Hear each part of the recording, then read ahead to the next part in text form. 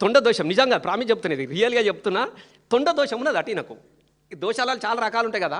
ఈ తొండ దోషం ఎట్లా వచ్చిందని నేను మళ్ళీ అడిగితే ఏం చెప్పినట్టే ఏం లేదు. ఒక రోజున తొండలన్నీ కలిసి సమావేశం పెట్టుకున్నాయట.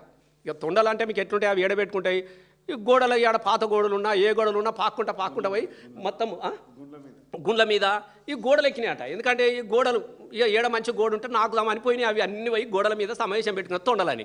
ఈ తొండలన్నీ ఒక్క బందుకు సమావేశం పెట్టుకొని మాట్లాడుతుండగా ఇంకొక తొండ వచ్చి పెద్దగా కనబడి ఇట్లా గోడకే నిక్కుతున్నాడు. అటు తొండలు గోడకి ఏం చేస్తాయి, అవి చేసే పని ఇట్లా అంటా ఉంటే ఈయన కూడా ఇట్లా దుంకాలనా వద్దా అని చెప్పేసి ఇటు ప్రయత్నం చేస్తుంటే ఆ తొండలు ఏమనుకునేవి, అమ్మ మనం చిన్నగా ఉన్నాం కానీ ఇంకొక పెద్ద తొండ వచ్చినట్టున్నది, ఇది ఎక్కడిరా మన రాజ్యంలోకి వచ్చినాయి అని చెప్పి తొండలన్నీ ఉరికేసినాయి అటు ఒకటేసారి.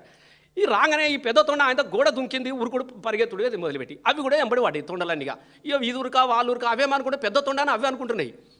మన ఆయనకు తెలియదు ఈ రేవంత్ రెడ్డి సార్ అని తెలియదు వాటికేం తెలుసు ముఖ్యమంత్రి అని.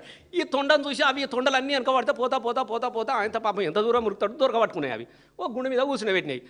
ఏం సంగతి భయ్, మా ఏరియాకి వచ్చినవి ఏందా నువ్వు, మా ఏరియాకి వచ్చినవి ఏంది, మా ఏరియాకి వచ్చి మా పని చేస్తున్నావు, గోడెక్కి ఇట్లా అంటే మనోడికి అప్పుడప్పటికి అన్ని పార్టీల గోడలు దుంకినట్టు ఏ గోడ దుంకవడానికి పోయిండో ఆ రాత్రి అని అన్ని దొరకబట్టి ఏం సంగతి అనేది అని అంటే ఏం లేదు, నేను కొత్తగా ముఖ్యమంత్రి అయినా లేదు నువ్వు మా ఏరియాకి వచ్చినావు, నేను ఇడిచి పెట్టేదే లేదు అని చెప్పి ఒకటి అంగిలో జరుగుతున్నది, ఒకటి లాగులో జరుగుతున్నది, ఒకటి జేబులో జరుగుతా అవును ఇడతలేవు తొండలు బాగా తొండలు అయిపోయాయి. ఇది వర్గాలు ఇది జరుగుతుంది మొత్తం మీదెక్కి కూర్చున్నాయి. ఇక అరే నీ దయామావు నేను ఎట్లన్నా నాకు అజ్జయ్యారు కానీ నాకు కొద్దిగా నేను కొత్తగా ముఖ్యమంత్రి అయినా 4 రోజులు నాకు అవకాశం ఇవ్వాలంటే ఇస్తే మాకేంది అవకాశం అంటే ఏం లేదు, పేరుకు మాత్రమే నేనుంటా కానీ మొత్తం మీ పేరు చెప్పుకొని బతుకుతా ముఖ్యమంత్రిగా నేను మిమ్మల్ని తలవకుండా నేను ఏ సభ పెట్టా అని చెప్పినట్టు